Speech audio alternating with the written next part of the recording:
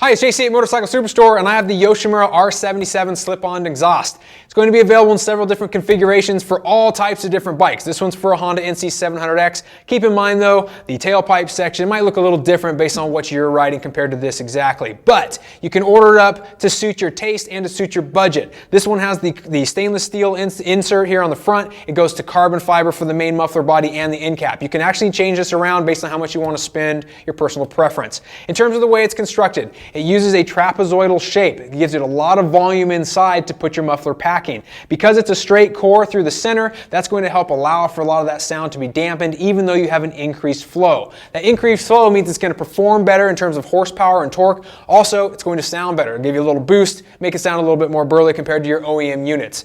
Now, the construction on this uses a MIG welding on the front end, a very high quality process in the manufacturing sense, so it's nice and clean up front. You have rivets throughout the rest of the canister as well to help keep this thing nice and tight.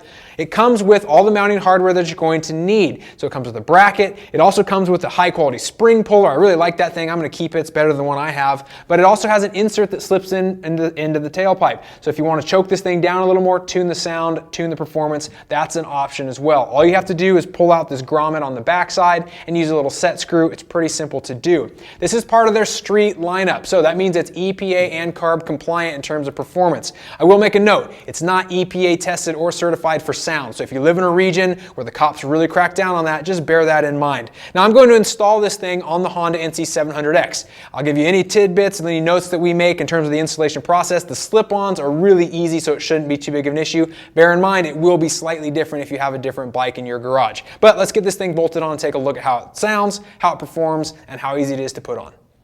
Making this exhaust swap is about as simple as it gets. 2 bolts, that's all you have to worry about. It only takes 3 tools.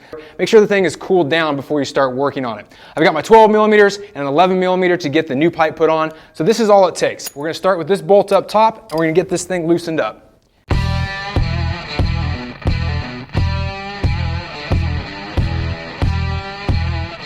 Once that's out, the only thing left is this pinch bolt up here that connects the mid pipe to the tailpipe. Fortunately, it uses the same 12 millimeters, it's very easy to do. Once that's loose, we can pull the whole thing off. But before we do that, pay attention to where this bracket is located. You'll notice it's on the back side of this mount, not the front side. We're gonna match that up when we go ahead and install the Yosh system.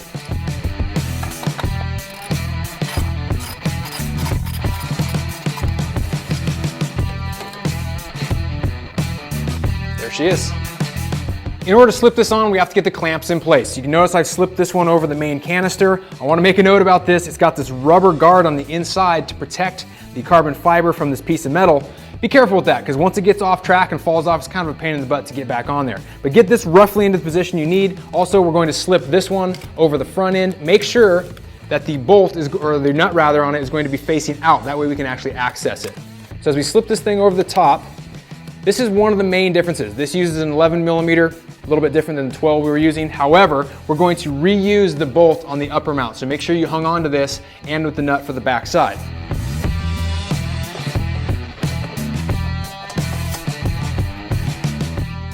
One thing to note with the R-77 is that it uses this trapezoid shape, so the bracket fits it very specifically. The bracket needs to be rotated into the proper position on the back side of this mounting point. So when you're doing this, if you want it to look like a factory job, these springs should be in line with each other. The muffler and the tailpipe will rotate independently, so before you start tightening these down, rotate them as one single unit. That way, these things will be lined up, you can start tightening down your bolts. Also, one more thing to remember is before you tighten this front pinch bolt, my recommendation is to push it down a little bit. That way you don't have to worry about the back end of this thing sticking out and potentially catching on your foot or causing you problems down the road. Now all we have to do, tighten them down, throw this last bolt in, and basically we're done.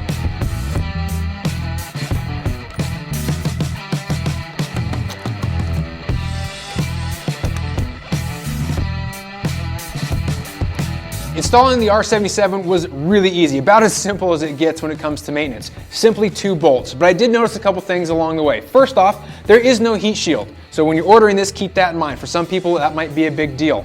Also, The other things I really noticed for installation revolve around the bracketry. They're a little bit finicky. This one uses a rubber guard that's kind of picky. You got to make sure it's in place very well. Otherwise, you could potentially damage the carbon fiber underneath. Also, this front one, before you tighten that down, let's make sure you rotate it down a little bit. I could see the back of the bolt potentially catching someone's heel or toe somewhere down the road. So give yourself a little bit of wiggle room there and just rotate it out of the way. Also, the tailpipe and the muffler system are not solidly connected. They use these springs, so they'll rotate independently. When you want this thing, or when you install this, you want it to look very good. You want these springs to be in line. Before you tighten anything down, rotate it as one piece and get these brackets where they need to be. That way your springs don't wind up twisted and looking kind of janky. Other than that, it's pretty straightforward. Before you ride it, be sure to clean it. Use rubbing alcohol, wipe everything down to avoid any staining aspects that you might find here, and you'll have long-lasting, excellent performance from your Yosh system. Let me know what you think about the R-77 or Yoshimura in general. Leave me your comments and subscribe to our YouTube channel for more product videos.